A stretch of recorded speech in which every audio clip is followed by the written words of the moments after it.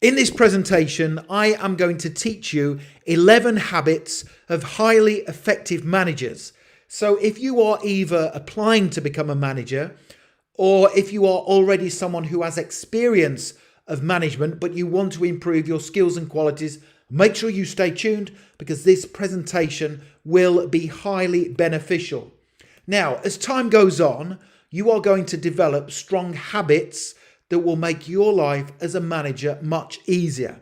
And the aim of this tutorial is to accelerate your learning by giving you these 11 habits that are going to help you to become an outstanding manager quickly.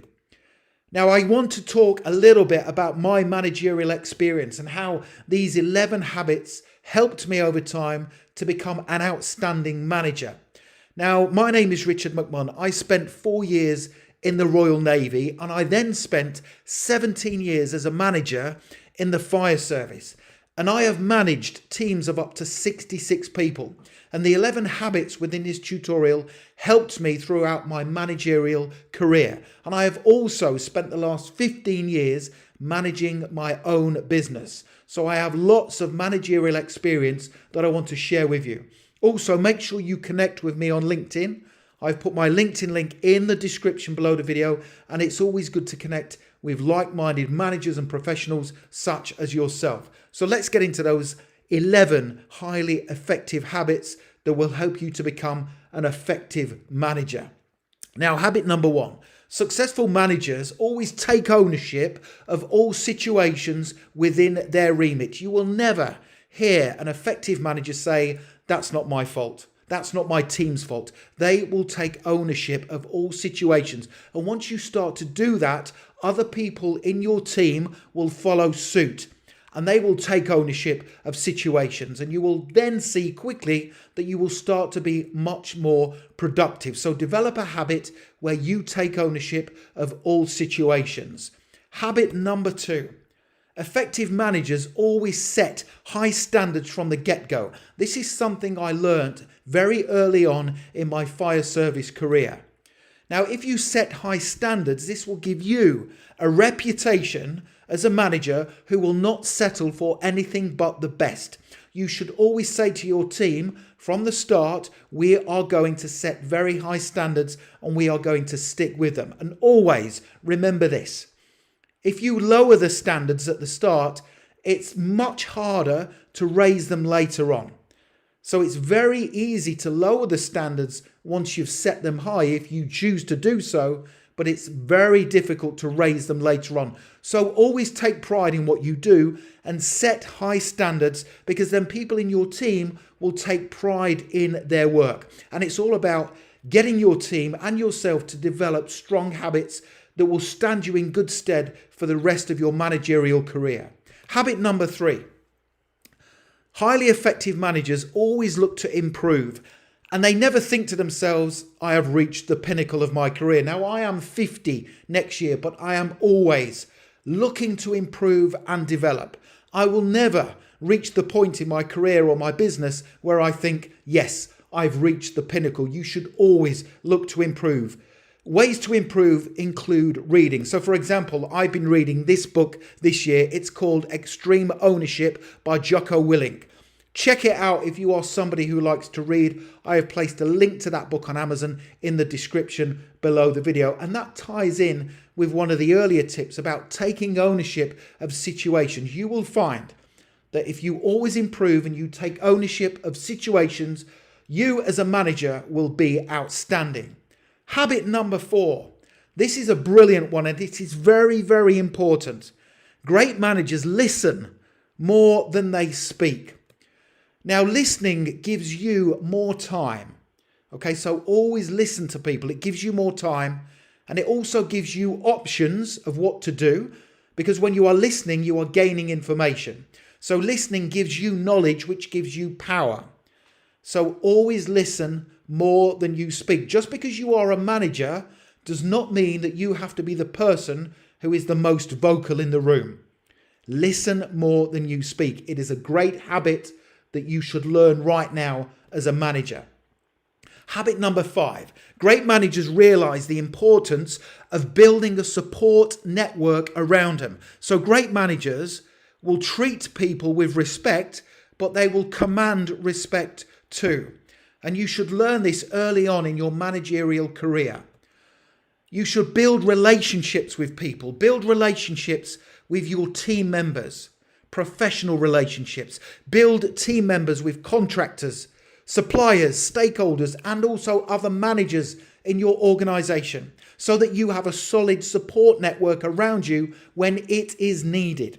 So if you think about your personal life, if something goes wrong right now, do you have people that you can call upon? Yes, you do.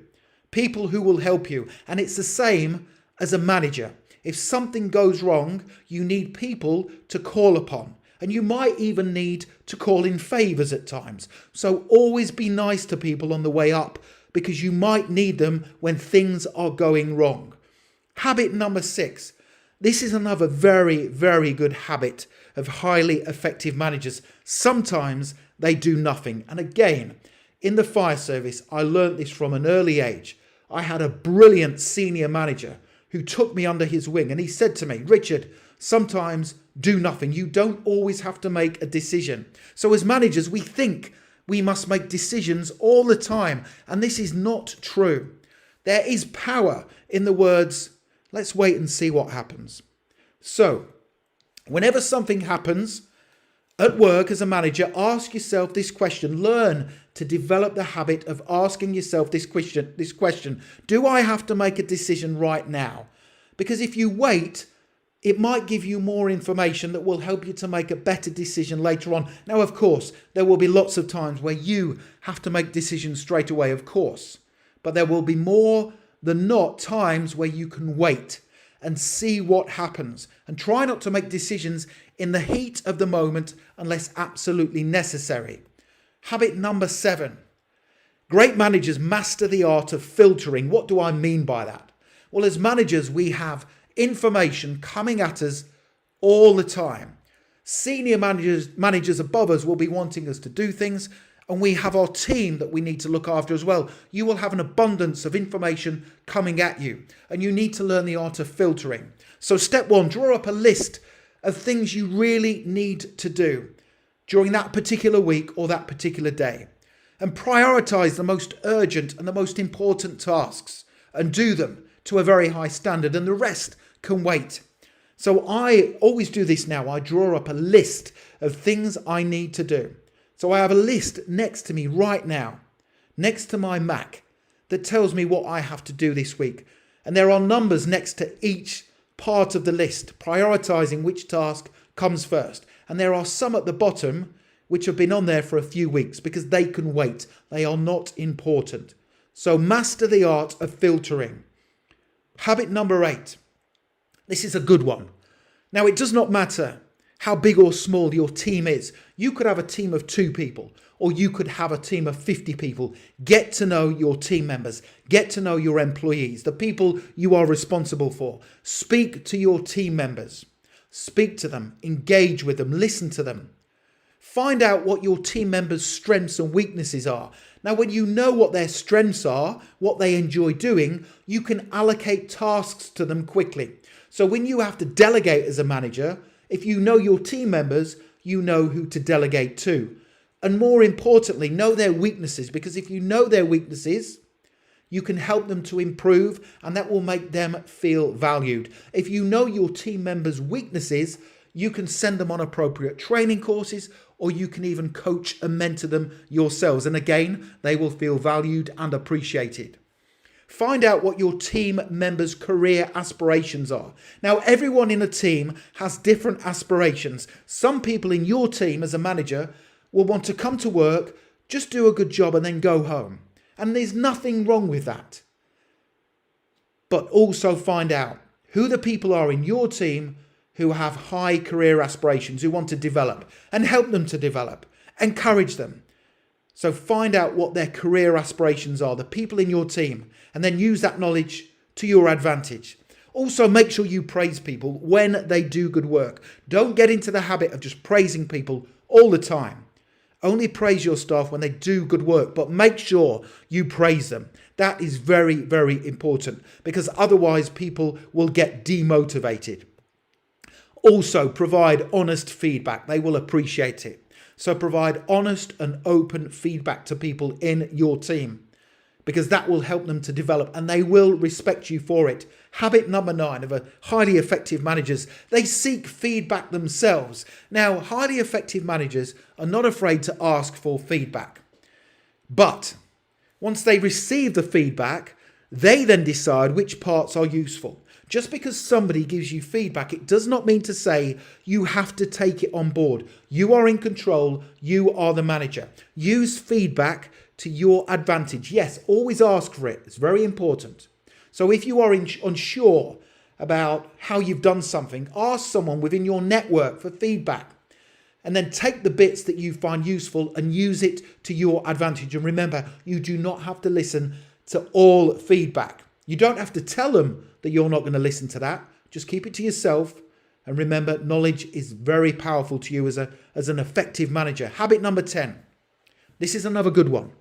As a highly effective manager, make decisions based on facts, not emotion. It's very easy to make decisions based on emotion, how you are feeling at that particular time. You get into conflict with another manager, or you experience difficulties with a contractor or a supplier. It's very easy to say the wrong thing or fire off the wrong email in the heat of the moment. Again, learn these habits. Do I have to do something straight away, or can I wait? How am I feeling in the moment? Am I feeling emotional? Am I feeling angry or frustrated? Should I sleep on it? Should I wait? Now, many a poor decision is based on emotion, or what I like to call in the situation thinking. Now, of course, when I was working in the fire service, I would turn up to fires and road traffic accidents on a regular basis. And of course, I had to make decisions right there in the heat of the moment.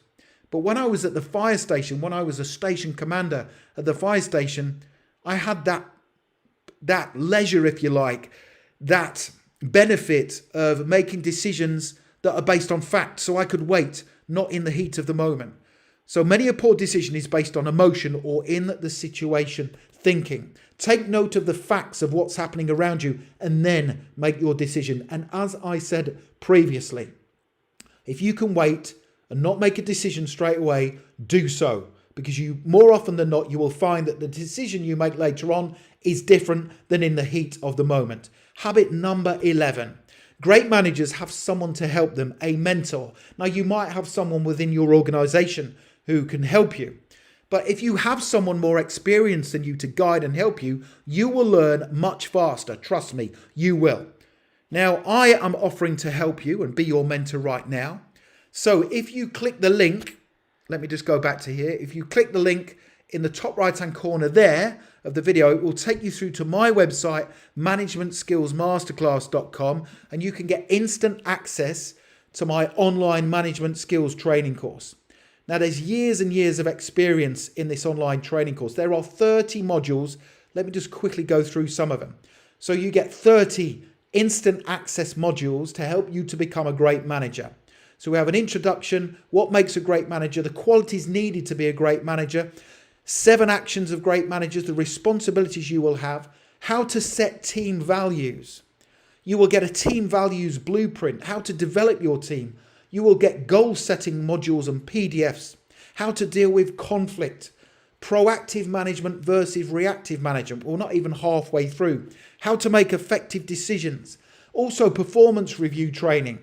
So I said to you, one of the highly effective habits of managers is to conduct performance reviews of your staff, sitting down with them, finding out what their strengths and weaknesses are. I teach you how to do that. How to delegate as a manager, a SWOT analysis blueprint, hiring and developing the right staff, setting tasks. They are all there on that page. So you can get access to this by clicking that button on the page. So you get instant lifetime access to that Management Skills Masterclass course. So make sure you check that out. I hope you've enjoyed that. I love teaching you how to be great managers and how to pass your interviews and your tests. Don't forget to subscribe to this channel. We have over 500,000 subscribers now, and lots of you are developing within your careers as a result of the content. I don't want you to miss out. You can also, as I said at the start, connect with me on LinkedIn. Please make sure you connect with me on there, because it'd be great to build a long-term relationship with you. And finally, please give the video a like, because that motivates me to create more content for you. Thank you very much for watching, and I wish you all the best for becoming a highly effective manager. Have a brilliant day.